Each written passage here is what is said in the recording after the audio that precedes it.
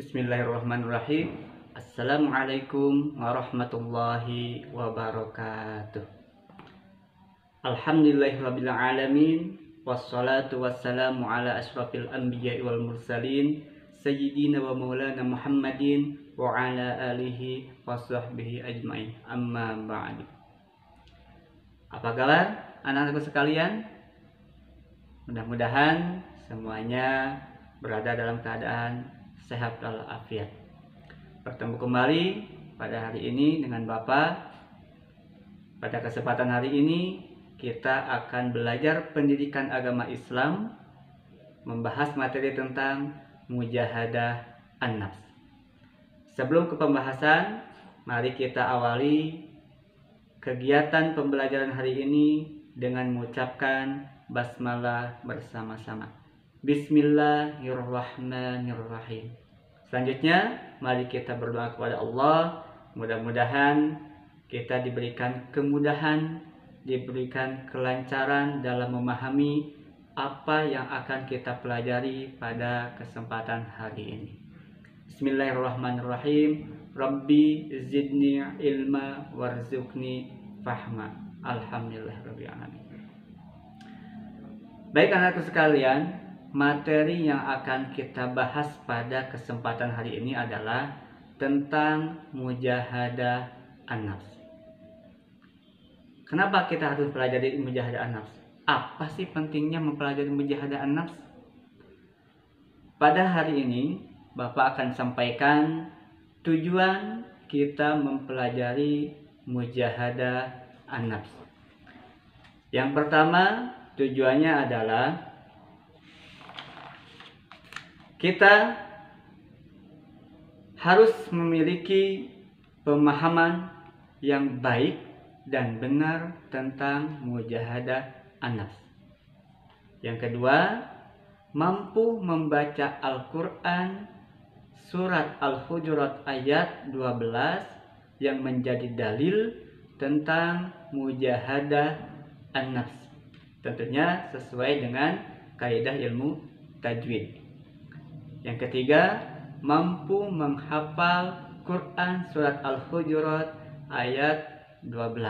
Dan yang terakhir, mampu menunjukkan perilaku mujahadah an-nafs dan mengamalkannya dalam kehidupan sehari-hari diri. Kalau digabungkan, mujahadah an-nafs adalah bersungguh-sungguh mengendalikan hawa nafsu yang ada pada diri. Lalu apa itu hawa nafsu? Hawa nafsu adalah kecondongan terhadap sesuatu yang selaras dengan keinginannya. Coba Bapak ingin tanya, siapa orang yang terkuat di antara manusia?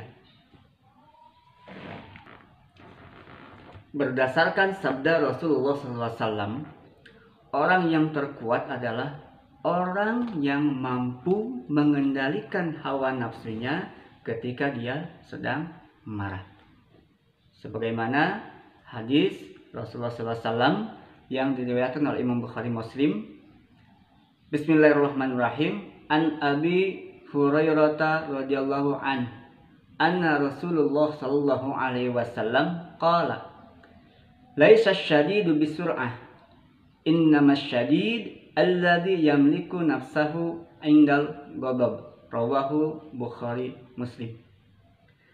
Dari Abu Hurairah radhiyallahu anhu bahwasanya Rasulullah sallallahu alaihi wasallam bersabda, orang yang kuat bukanlah orang yang pandai bergulat. Sesungguhnya orang yang kuat adalah orang yang mampu mengendalikan hawa nafsunya, mengendalikan amarahnya ketika dalam keadaan marah. Jadi berdasarkan disebut, orang yang kuat itu bukan orang yang pandai berkelahi, bukan orang yang kuat ditembak, bukan orang yang kuat dipukuli, bukan orang yang kuat dibacok. Tapi orang yang kuat adalah orang yang mampu mengendalikan hawa nafsunya ketika dia dalam keadaan marah. Anak-anakku sekalian, di dalam Al-Quran dijelaskan bahwa nafsu itu ada 3. Yang pertama ada nafsu amarah, yaitu nafsu yang keinginannya selalu membawa kepada keburukan. Yang kedua ada nafsu lawamah, yaitu nafsu yang selalu menyesali atas perbuatan dosa yang dilakukan. Yang ketiga ialah nafsul mutmainnah, yaitu nafsu yang dibawa dari kecenderungan hati untuk selalu ingin berbuat amal soleh, berbuat baik, berbuat kebajikan, dan bertakwa, berlaku taat kepada Allah Subhanahu wa Ta'ala. Anak-anakku sekalian, pada pembahasan materi hari ini tentang mujahadah an-nafs ada 2. Yang pertama tentang prasangka baik atau husnudzon, yang kedua tentang ukhuwah. Dan pada mujahadah an-nafs kali ini kita akan membahas tentang prasangka baik. Allah Subhanahu wa Ta'ala berfirman di dalam Al-Quran surat Al-Hujurat ayat 12 yang artinya, wahai orang-orang yang beriman, jauhilah kebanyakan dari prasangka, karena sesungguhnya sebagian dari prasangka itu adalah dosa. Dan janganlah kalian mencari-cari kesalahan orang lain, dan janganlah kalian saling menggunjing sehingga kamu menggunjing sebagian yang lain. Apakah kamu suka memakan daging saudara yang telah mati? Maka pastilah kamu jijik kepadanya. Bertakwalah kamu kepada Allah, sesungguhnya Allah Maha Penerima Taubat lagi Maha Penyayang. Anak-anakku sekalian, asbabun nuzul dari Quran surat Al-Hujurat ayat 12 tersebut adalah ketika ada sahabat Rasulullah SAW, beliau makan kekenyangan, kemudian tertidur pulas, dan dalam tidurnya dia mendengkur. Dari kejadian itu banyak para sahabat yang lain menceritakan kejadian itu sehingga menjadi bahan omongan orang lain, sehingga menjadi bahan pembicaraan halayak ramai. Kemudian turunlah ayat itu sebagai peringatan kepada mereka bahwa kita tidak boleh atau mereka tidak boleh melakukan hal itu, menggunjing saudaranya meskipun saudaranya telah berbuat sesuatu yang kurang baik. Kemudian isi kandungan dari Al-Quran surat Al-Hujurat ayat 12 ini adalah yang pertama, larangan untuk berprasangka buruk kepada orang lain, melakukan tajasus. Apa itu tajasus? Tajasus ialah mencari-cari kesalahan orang lain. Kemudian melakukan ghibah. Ghibah itu menceritakan kejelekan orang lain. Kemudian apalagi? Bertakwa kepada Allah. Selanjutnya bertaubat kepada Allah. Pada materi mujahadah an-nafs ini kita akan mempelajari tentang husnudzon, berprasangka baik. Apa berprasangka baik? Apa itu husnudzon? Husnudzon adalah berprasangka baik. Kemudian apa manfaat dari husnudzon atau berprasangka baik? Manfaatnya adalah yang pertama, kita akan dijauhkan dari perbuatan tercela suudzon. Suudzon adalah perbuatan tercela atau lawan dari husnudzon. Yang kedua, kita akan terhindar dari sifat tajasus. Dan yang ketiga, kita akan terhindar dari perbuatan ghibah. Husnudzon terbagi 3. Yang pertama, husnudzon kepada Allah dalam bertakwa, dalam berdoa, dalam berikhtiar, dalam bertawakal. Husnudzon kepada Allah. Yang kedua, husnudzon kepada orang lain. Dan yang ketiga, husnudzon kepada diri sendiri. Lalu bagaimana kita menerapkan sikap husnudzon dalam kehidupan sehari-hari?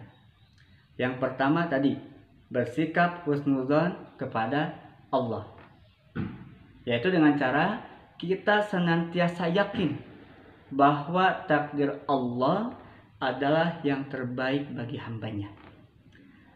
Yang kedua, senantiasa mensyukuri nikmat yang telah diberikan Allah kepada hambanya. Dan yang ketiga, bersikap tawakal, bersikap sabar, bersikap ikhlas. Kemudian husnudzon kepada orang lain.